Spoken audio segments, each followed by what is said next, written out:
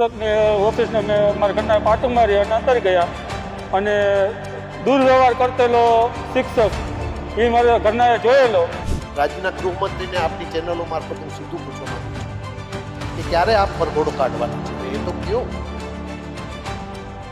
સાવરકુંડલામાં દારૂ પકડાય છે, સાવરકુંડલામાં પેટ્રોલ પંપ સલામત નથી, કાયદો કાયદાનું કામ કરીને આપે જેવી ફાંકા ફોજદારી કરતા કસવાડા ક્યારે આ કાયદો કાયદાનું કામ કરશે તો કયો. અમરેલી જિલ્લામાં શું ચાલી રહ્યું છે, તમારા વંડામાં શું ચાલ્યું?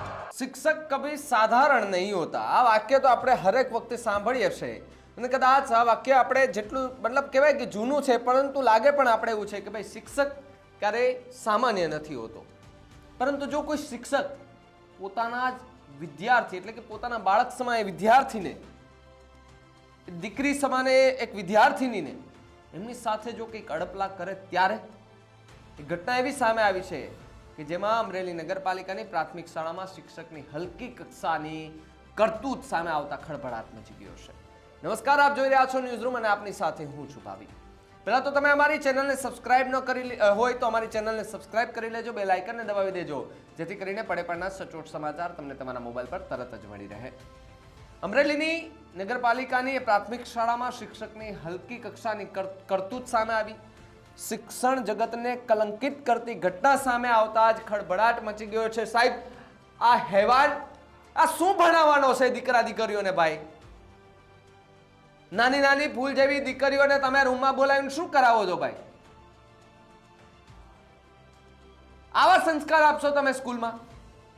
એક શિક્ષક છો સાહેબ તમે, તમારી પાસેથી એ બાળકો સારા શિક્ષણ લેવા માટે આવતા હોય છે, આપણી સંસ્કૃતિની વાતો સારી એવી શીખવા માટે આવતા હોય છે, કારણ કે તમે શિક્ષક છો. આ લોકોને આજે નાના નાના ભૂલકાઓ, નાના નાના દીકરા દીકરીઓ છે, તમારા પાસે કંઈક શીખવા માટે આવતા હોય છે, એની જિંદગી બગાડવા માટે નહીં પણ જિંદગી સારી કરવા માટે આવતા હોય છે. પણ તમારા જેવા નરાધમો શિક્ષક જ્યાં સુધી આવ્યા હવે ગુજરાતમાં છે ને ત્યાં સુધી ગુજરાતની એક દીકરી અને એ વિદ્યાર્થીની સુરક્ષિત નથી. અમરેલીના એક કુકાવાવ રોડ પર આવેલા ભારતનગર શાળામાં શિક્ષકના દુષ્કર્મના પ્રયાસો સામે આવતા ખળભળાટ મચી ગયો છે. સાહેબ, દીકરીઓની ઉંમર તમે જોઉં, તમે ધોરણ 4 ના 2 વિદ્યાર્થીની એટલે 4મા ધોરણમાં ભણતી એ 2 વિદ્યાર્થીની સાથે અભદ્ર કુચેષ્ટા કરતો શિક્ષક ઝડપાયો છે અને શિક્ષક ન કહી શકાય, નરાધમ છે. સાલો, ફાંસીની સજા થવી જોઈએ અને જ્યાં સુધી આવા શિક્ષકો છે ને સાહેબ ત્યાં સુધી સારું શિક્ષણ નહીં મળે અને નહીં જ મળે. 2 વિદ્યાર્થીઓને ટેબલ નીચે બેસાડીને સાહેબ તમે શું કરો છો? ત્યાં કુચેષ્ટા કરતો શિક્ષકને વાલીએ રંગે હાથ પકડ્યો. આ તો સાહેબ છોકરાઓ જ્યારે વાત કરતા હતા ત્યારે એમના વાલીને ખબર પડી એટલે વાલીએ ત્યાં વોચ રાખી અને પછી ખબર પડી કે અહીંયા ભાઈ કંઈક ખોટું થઈ રહ્યું છે. જ્યારે દરવાજો ખોલીને જોયું તો એમની દીકરી સાથે એ હેવાન શિક્ષક શું કરી રહ્યો હતો એ એના માતા પિતાએ જ્યારે નજરી આંખે જોયું ત્યારે એમને શું થયું હશે સાહેબ? અહીંયા શું થયું હશે? એમને દિલમાં નહીં વાગ્યું હોય? કોકની દીકરી તમારી ત્યાં તમારી સ્કૂલોમાં સારું શિક્ષણ મેળવવા માટે આવે છે, ન કે આવા ધંધા કરવા માટે આવે છે સાહેબ. અને ભાઈ, આ લંપટ શિક્ષક, આ તમારા આ જે શિક્ષક છે ને એને કહેવા માંગુ છું કે ભયો જાને ભાઈ એવી જગ્યાએ બધું જ મળે છે ત્યાં. પરંતુ ગુજરાતની દીકરી એ નાની નાની ફૂલ જેવી બાળકીઓ એ ત્યાં શિક્ષણ લેવા માટે આવે છે ને તમે એને આવા ધંધા કરાવો છો સાહેબ. શિક્ષણ જગત ઉપર તો લાંછન છે જ, કાળો દાગ લગાડ્યો છે આ શિક્ષકે. પરંતુ એ અમરેલી જિલ્લામાં પણ હવે ચકચાર મચી ગઈ છે. શિક્ષકની હલકી કક્ષાની માનસિક વિકૃત સામે વિદ્યાર્થીની વાલીએ પોલીસને જાણ કરી. સાહેબ, પોલીસને જાણ કરવા માટે પણ એ બાપને હિંમત જોઈએ અને બાપ ત્યાં પહોંચ્યો પોલીસ સ્ટેશને કે ભાઈ આવું થયું છે. ત્યારે પોલીસ પણ કદાચ ચોંકી ઉઠી હશે કે આવા પણ શિક્ષકો છે. સાહેબ, અમારા ઘણા મેં તો શિક્ષકો જોયા છે સાહેબ કે જેમણે એમના પોતાના વિદ્યાર્થીઓને પોતાના બાળકોની જેમ ભણાવ્યા છે, પોતાના બાળકોની જેમ રાખ્યા છે, પોતાના બાળકોની જેમ કઈ રીતે જિંદગીમાં જીવવું ને કોની સાથે કેવી રીતે વર્તન કરવું ને શીખવાડ્યું છે, ન કે બીજું કઈ શીખવાડ્યું છે. અને આવા શિક્ષકો કે ભણાવવાની તો વાત દૂર, માં આવી ગયું ભણાવવાની વાત, પણ એમને તો એમનું જે સુખ જોઈએ છે ને ચરમ સુખ એ જોઈએ ભાઈ માણવા માટે, એ પછી નાની બાળકી હોય કે પછી કોઈ હોય. નાની બાળકીઓને નથી મૂકતા નરાધમો સાહેબ. ભગવાન નહીં માફ કરે તમને ભાઈ. અને આ શિક્ષક બન્યા છો ને, અન્ય ઘણા એવા શિક્ષકોને રોડ પર ઢસડતા જોયા છે મેં પોતાની માંગણીને શિક્ષક બનવા માટે. તમે શિક્ષક બન્યા છો તો તમે શું કામને આવી પત્તર ફાડો છો સાહેબ?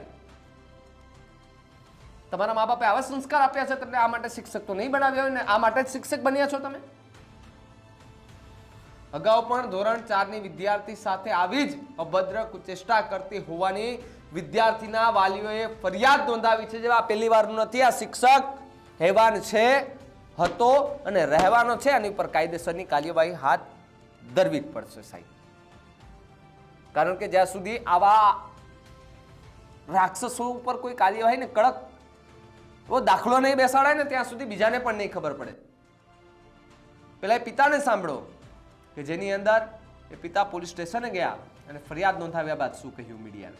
આ ઘટનામાં છોકરાઓ વાતો કરતા હતા, એમાં મને જાણ થતા મેં શિક્ષક ઉપર નજર રાખી હતી અને નજર રાખતા મને દેખાયું કે ભાઈ શિક્ષકે મારી છોકરીને અંદર બોલાવી, બરાબર.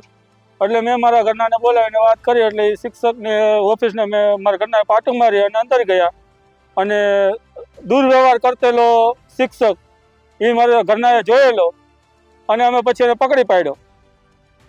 અને આ ઘટના વિશે અમે આપણે તાલુકા પોલીસ સ્ટેશને મેં ફરિયાદ નોંધાવી અને અમે અમારી માંગણી છે એને ફાંસીની સજા થાય અથવા તો મોટી જે સજા મળતી હોય એ મળે.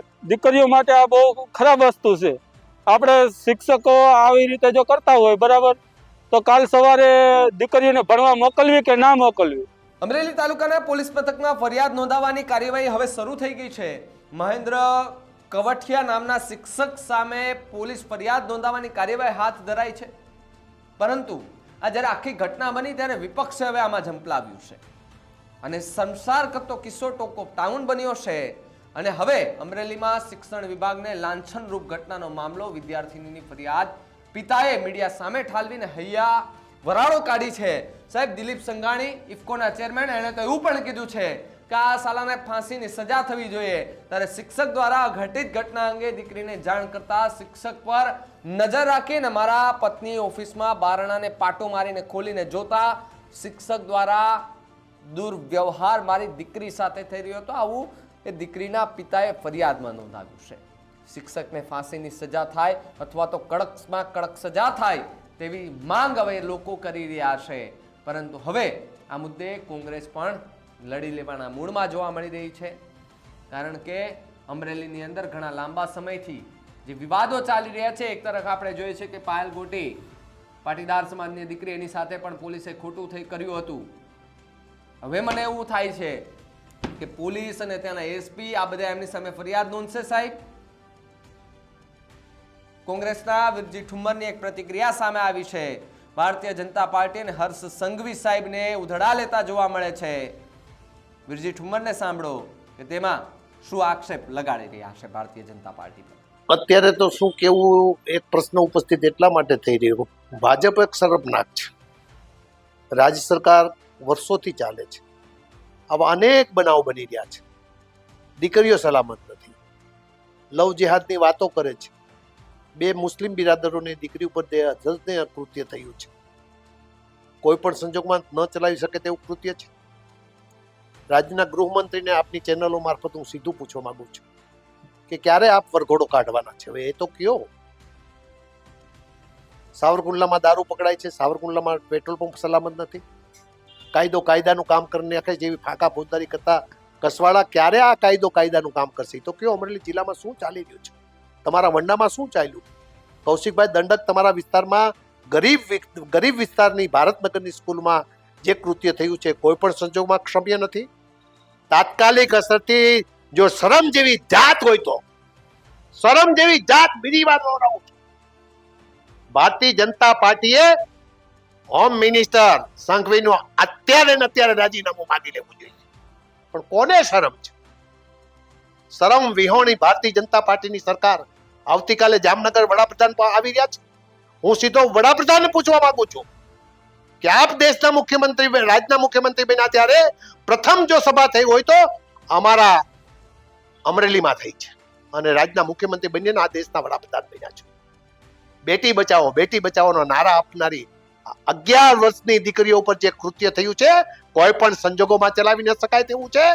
અહીંનો સાંસદ રાજીનામું આપે, અહીંનો દંડક રાજીનામું આપે અને તાત્કાલિક અસરથી ગૃહમંત્રીનું રાજીનામું આપીને ઘર ભેગા કરે તો જ મને લાગે કે ભારતીય જનતા પાર્ટીને થોડીક શરમ બચી છે. ડોક્ટર જીવરાજ મહેતાનો જિલ્લો આજે અસલામતી અનુભવી રહ્યો છે. પોલીસની કામગીરી બાબતમાં અમારે કહેવું નથી.